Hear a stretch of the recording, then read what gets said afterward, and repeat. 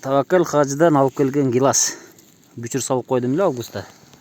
Жакшынакай болуп кармап калыптыр. Буюрса муну көчүрөбүз. Көчүрүп жерден кыркып коебуз. Буюрса көктөй баштайт. Ассаламу алейкум туугандар. Жумаңыздар маарек болсун.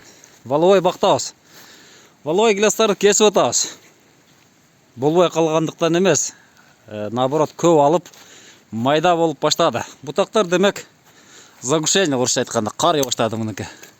Мынтип бою бутактар 20 сантиметрден ашык өспөй калса, демек жашартууга туура келет. Гиластарды коркпой кесип, калдыктап койсоңуздар, бул жерде уктап аткан бүчүрлөр ойгонот дагы өсүп жөнөйт. Анча-мынча мынуки мынтип кесип койгон.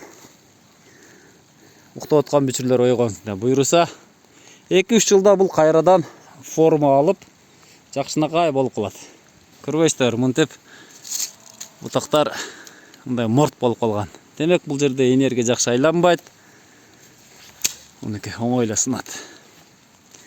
Эгер багыңыздар карып калса, ар бир 5-6 жылда алмаштырып турсаңыздар, мөмөсү чоң болот. Ошол максатта кесилет. Ушуларды бир катар жашартып коеюн деп атам. Эгерде сиздердин багыңызда ушундай гиластар болсо, демек кесип формадан кайра берип койсоңуздар болот. Көрдүңүздөр, бу жерде азыр 3 метрге чейин эч кандай бутак жок. Мурда бутак болгон эми. Бу жерде болгон, күн тийбей кургап, бутактын баары жогоруга көтөрүлүп кеткен. Кудайым берекесин берип атат, жамгыр жаап атат. Сиздер менен Багостор Кыргызстан каналы болду.